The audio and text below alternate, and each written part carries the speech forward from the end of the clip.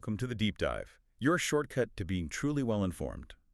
Today, we're looking at Hyundai's latest move. They seem to be really pushing to make electric vehicles more accessible, maybe even exciting for, well, everyone. There's been a lot of buzz around their Concept 3, wasn't there? From the IAA Mobility Show in 2025. Absolutely. A lot of attention. So we're diving into the Hyundai Ioniq 3. It's this compact EV designed for a really broad audience, trying to mix, cool design with practicality. Our mission today, unpack the sources you've shared with us. We'll look at this art of steel design idea, the specs we expect, the interior stuff, and crucially, where it fits in the whole global EV picture. We want to figure out why this smaller, maybe more affordable EV could actually be, well, a bit of a game changer. Let's get into it. Yeah, what's really fascinating here is Hyundai's strategy shift. After launching these bigger, probably higher margin models like the Ioniq 5, the 6, and the upcoming 9. Right, the premium end. Exactly. Now they're focusing down. The Ioniq 3 really signals a deliberate move towards the mass market, especially in places like Europe, where smaller cars are just, well, necessary and price matters a lot more. That's the core of it, isn't it? That strategic shift. It feels like a calculated move, shifting from those more luxurious EVs to something aimed at volume. So the Ioniq 3, previewed as the Concept 3 in Munich back in 2025, and we're looking at productions starting maybe mid-2026. That's the timeline, yeah. Mid-2026 seems likely. And it's not just about adding another car to the lineup. It feels like they're trying to broaden who an EV is actually for. Okay, let's talk design then. Concept 3 introduced this arrow hatch idea. What's behind that? Well, Hyundai's calling it an arrow hatch typology, and they're saying it's not just style for style's sake. It's apparently inspired by how steel bends and flows. It ties back to Hyundai's deep industrial roots, this whole art of steel philosophy they're talking about, trying to give it a feeling of fluid strength, maybe. Modern, but also grounded. So it's about their identity, not just looks. The sources mention a bold side profile, definitely compact, looks quite sporty actually. Distinct character lines too. And those pixel graphics up front, that's becoming a real Ioniq signature, isn't it? Plus the sharp windshield rake, the extended wheel arches, and that light bar across the hood. Yeah, those pixel lights are definitely their thing now. And size-wise, it's estimated around, 157 inches, about 4,000 millimeter. Puts it squarely in the subcompact class. Should be great for city driving. Very agile, yeah. And even though it likely shares its platform with the Kia EV3, the sources suggest the Ioniq 3 aims for a distinct feel. Sportier. Prototypes show a lower hood, a more sort of aerodynamic greenhouse shape compared to the Kia.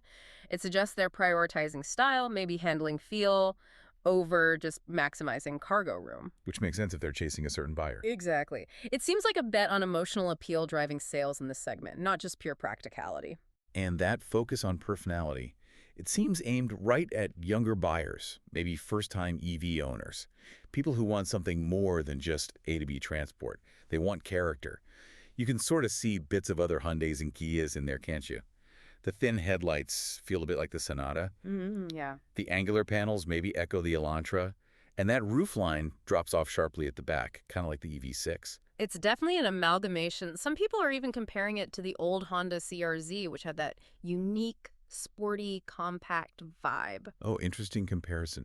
And the Concept 3 itself had some really fun details, like those miniature shooting brake vibes people mentioned. Yeah, the longer nose, bigger wheel arches. And the yellow-tinted glass. Yeah. That was striking.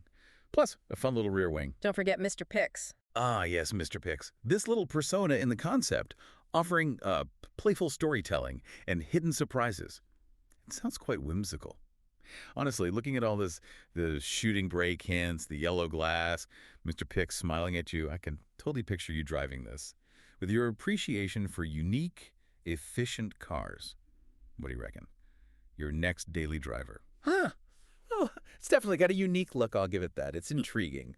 But connecting it back to the market. This focus on expressive design is really important, especially for Europe.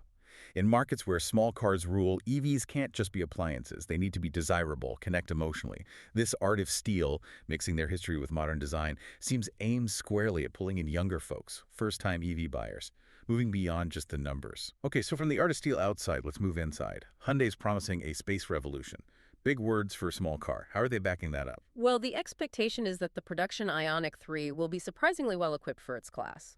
Think standard wireless charging, USB-C ports, smart key. The essentials these days.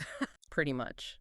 And then comfort features like heated front seats, maybe a heated steering wheel and higher trims, ambient lighting, optional panoramic roof too, Yeah. trying to make it feel a bit premium despite the size. And infotainment. Wireless CarPlay and Android Auto are basically a must now, right? Absolutely. Support for both wirelessly is expected, and it'll likely run Hyundai's newer system, Plios Connect. Should be slicker, more connected. Safety's always a big one for Hyundai. Yeah, they generally score well. We'd expect the full suite. Forward collision avoidance, lane keeping assist, blind spot view monitor, rear cross traffic alert, plus, plenty of airbags, probably 7. They tend to load up on safety tech. So back to this space revolution idea. It's all about the dedicated EV platform, isn't it? Longer wheelbase. Exactly. That's the key benefit. It lets them push the wheels further out to the corners compared to a similar-sized petrol car. Hyundai's design boss, Sanyep Lee, even said all Ioniqs will have a best-in-class wheelbase. That translates directly into more legroom, more usable space inside, even with that compact exterior. Which really addresses a key concern for small cars. How much does that flexibility matter, do you think? I think it matters a lot. Take the flat floor, another EV platform benefit. It opens up space for things like a big open storage console between the seats, like in the Ioniq 5. It makes the cabin feel much more open and versatile. It directly counters that feeling of being cramped you sometimes get in small cars. Proves small can still feel spacious and functional. And they're leaning into personalization, too, with those displays. Right. The BYO widgets. Right, bring your own lifestyle. The concept showed these customizable square screens on the dash. The idea is you can tailor them to show what you want. Combine that with the yellow and gray theme from the concept, the pixelated displays. It's all about making the space feel like your own, kind of blurring the lines between car and personal tech device. Okay, look. Interior space, tech. Let's get under the hood, so to speak. What's powering this thing? Performance. Range. Okay, power and performance. The expectation is a 2-battery strategy, probably mirroring the Kia EV3. Makes sense. Standard and long range. Exactly. The standard range is likely a 58 kilowatt pack that's projected to give up to 270 miles of range on the WLTP cycle, which is pretty solid for a base model in this class. WLTP, so fairly realistic figures, hopefully. And the long range. That steps up to an 81 kilowatt pack, and that's where you see a really impressive number for a compact, aiming for around 375 miles WLTP again. That's quite significant range. Wow, yeah, 375 miles is substantial for a car this size. What about power? Motor setup? It's expected to be a single-motor front-wheel drive setup, putting out about 201 horsepower and 283 newton-meters of torque. That's roughly 209 pound-feet. So nippy enough for city driving.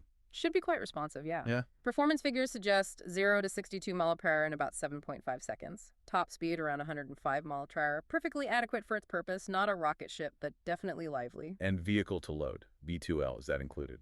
That's a key feature they're highlighting. V2L bidirectional charging is expected to be standard, so the car can power external stuff. That's becoming such a useful feature. Camping, power tools, even emergency backup at home. Exactly. It adds a layer of utility you don't normally associate with small cars. It means flexibility and real-world usefulness beyond just driving. So what does this all mean? It means flexibility and real-world utility. It really does, especially standard V2L on what's meant to be an affordable EV. It changes the car from just transport to a potential mobile power source. That's a big value add, often found on much bigger, more expensive vehicles. Comparing these specs, the range options, the power, the V2L, the Ioniq 3, looks like it strikes a really compelling balance for urban and suburban use. Competitive. Okay, let's pivot to the market side. Price, release, where it fits globally. This is crucial for an accessible EV. What are we hearing on price? The UK pricing estimate is around GBP 27,000, Right. so roughly USD 36,000, give or take exchange rates. That puts it, like the sources say, well under GBP 30,000, slightly more than the related Kia EV3 is expected to be, but still undercutting Hyundai's own Kona Electric. It's aggressive pricing. Definitely aiming for volume with that number. And when can people actually buy it? Sales are expected to start mid-2026, probably in the July to September timeframe for Europe initially. Europe first makes sense given the demand for smaller EVs there. Absolutely. High demand emissions rules, city driving, it's the prime market. But rollouts are also anticipated for Australia, New Zealand, and some Southeast Asian countries where smaller cars are also popular. And where will it be built? Singapore assembly mentioned. Yeah, the HMGICS facility in Singapore will likely handle assembly of CKD kits, completely knockdown kits. So parts shipped in, final assembly there, probably for regional markets. But for the main European volume, production will almost certainly be at one of the Hyundai Motor Group plants in Europe. Just makes sense logistically. Okay, so Europe, Australasia, SE Asia. What about the US? Any word? That's the big question mark. Hyundai hasn't confirmed anything for the U.S., and the sources are pretty blunt, suggesting, and I quote, America's apathy for all things not shaped like a RAV4 or an F-150 makes it unlikely. Ouch. But maybe fair. Small cars struggle there. It's a tough market for subcompacts, electric or not. If it did come to the U.S., it'd face potential rivals from Chevy, maybe Nissan, Ford, Jeep's entry-level EVs. It feels like a missed opportunity, though. Yeah, Especially with that design, some sources called it a spiritual successor to the Hyundai Veloster. which had a bit of a cult following in the U.S., yeah. Yeah, That funky three-door hatch. exactly. A cool, characterful, maybe even hot hatch type EV could find a niche, couldn't it? Even in the US. You'd think so, but Hyundai might see the numbers and decide against it. It does raise that broader question, though. Is the Ioniq 3 a critical step in democratizing EVs, Oh, yeah. making them genuinely accessible beyond just the early adopters or premium buyers? This focus on affordability, compact size, but with expressive design, it feels like a push to broaden the whole appeal of electric cars, could really shift perceptions globally. So, wrapping up our deep dive on the Hyundai Ioniq 3. What we have is a really interesting proposition, right? It's got that striking art of steel design, aiming for style and personality, an innovative, surprisingly roomy interior thanks to the EV platform, decent performance, good range options, and that super useful V2L feature. And all packaged at a price point designed to make it genuinely accessible, at least in its target markets like Europe. It feels like a very strategic move. It really does. It makes you think. Yeah.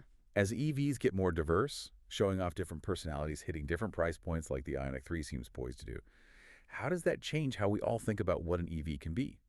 And maybe for you listening, what would your perfect blend of style, practicality, and affordability look like in an EV? Something to ponder. We really hope you enjoyed this deep dive into the Hyundai Ioniq 3. If you found this chat insightful, maybe even entertaining, please do hit that like button and subscribe to the channel for more deep dives into the topics you care about.